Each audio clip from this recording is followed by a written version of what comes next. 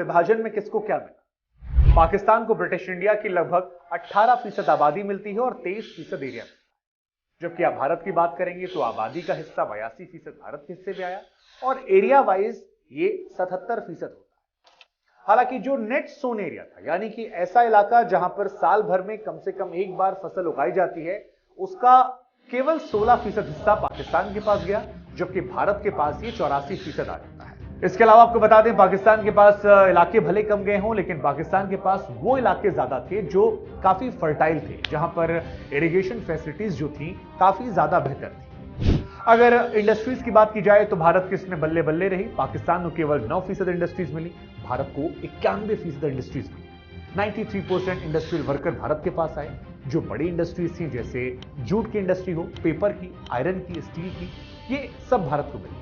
और बाकी की इंडस्ट्रीज जैसे कॉटन की, टेक्सटाइल की, शुगर की इंडस्ट्री, सीमेंट की industry, match, soap, glass, chemical, woollen या स्किल मिल्स, इनका भी ज्यादातर हिस्सा भारत को मिला। अगर आपको मोटा मोटा समझाएं तो अनडिवाइडेड इंडिया यानी ब्रिटिश साम्राज्य की 921 इंडस्ट्रियल यूनिट में पाकिस्तान के हिस्से केवल 34 इंडस्ट्रियल यूनिट आती है। हालांकि इंडस्ट्रीज के सामने भी अलग अलग दिक्कतें थी, जैसे कि ईस्ट पाकिस्तान का 70% जूट जो था वो कलकत्ता की जूट मिलों में जाता था। सिंध और वेस्ट पंजाब में उगने वाला कॉटन जो था वो बॉम्बे, कानपुर, अहमदाबाद की टेक्सटाइल मिल में जाता था। और ईस्ट पाकिस्तान के जंगलों से जो बैम्बू निकलता था वो कलकत्ता की पेपर मिल में जाता था। लेकिन पार्टीशन के बाद रॉ मटेरियल पाकिस्तान के पास रह गया और जो बड़े पैमाने पर इंडस्ट्रीज थी वो भारत के पास चले गए। इस रॉ मटेरियल के बदले जो इलाके अब पाकिस्तान में गए थे उनको कंज्यूमर गुड्स यानी कि sugar, cotton, textile, iron, steel product, leather good, paper, cigarette और कोयला मिलता था। लेकिन जब पार्टीशन हुआ तो उसकी वजह से जो सामानों का आदान प्रदान यहां से वहां आसानी से होता था, ये फ्री फ्लो बंद हो गया। पाकिस्तान के इलाकों में सामान की इसके बाद किल्लत हो गई और भारत के लिए इंडस्ट्री का जो एक बड़ा बाजार था वो चला जाता है। अगर बैंकिंग सिस्टम की बात की जाए तो पार्टीशन से पहले बैंकिंग सिस्टम में ज्यादातर हिंदू हुआ करते थे, यहां तक कि मुस्लिम मेजॉरिटी इलाकों में भी हिंदू बैंकर हुआ करता था।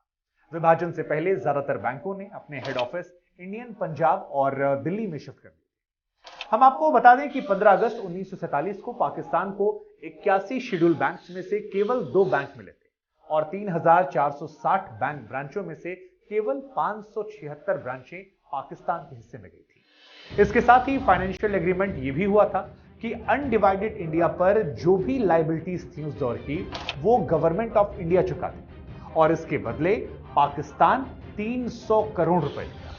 यह तय किया गया था कि 1952 से शुरू होकर अगले 50 सालों तक यह पैसा पाकिस्तान बराबर किश्तों में चुकाता रहेगा।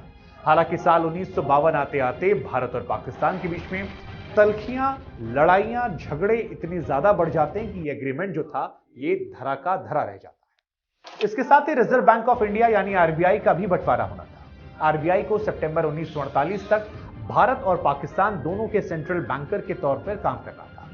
पार्टीशन के वक्त की बात की जाए तो अनडिवाइडेड इंडिया का जो कैश बैलेंस था वो 400 करोड़ के आसपास था और इस 400 करोड़ में यह तय किया गया कि पाकिस्तान को इसमें से 75 करोड़ रुपए दे दिए जाए।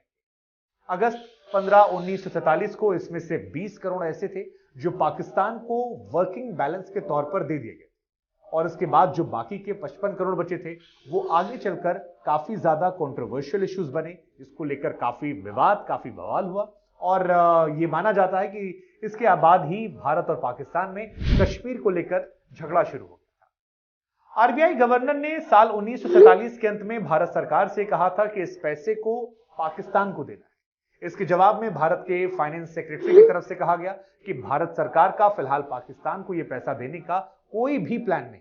पंडित नेहरू और सरदार पटेल का यह मानना था कि अगर भारत ने अभी इस वक्त यह पैसा पाकिस्तान को दे दिया तो पाकिस्तान इन पैसों से हथियार खरीद लेगा और फिर इन हथियारों का इस्तेमाल भारत के खिलाफ वो कश्मीर में करेगा। सरदार पटेल ने जनवरी 1948 में यह कहा था कि जब तक भारत और पाकिस्तान के बीच में तमाम ऐसे मसले जो आउटस्टैंडिंग इश्यूज हैं यानी विवादास्पद इश्यूज हैं वो सेटल्ड नहीं हो जाते, पूरी तरह समाप्त नहीं होते, तब तक भारत सरकार ये पैसा नहीं देगी।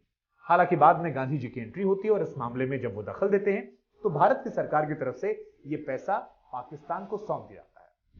इसके अलावा सबसे बड़ा बंटवारा जो था उस दौर में फौज का था। दरअसल उस दौर में ब्रिटिश इंडिया में लगभग 4 लाख फौजी थे, जिनमें से 1 लाख फौजी पाकिस्तान के हिस्से जाते हैं और 2,60,000 फौजी भारत को मिल जाते हैं। यानी पाकिस्तान को लगभग 34% हिस्सा और भारत को 66% हिस्सा मिल जाता है।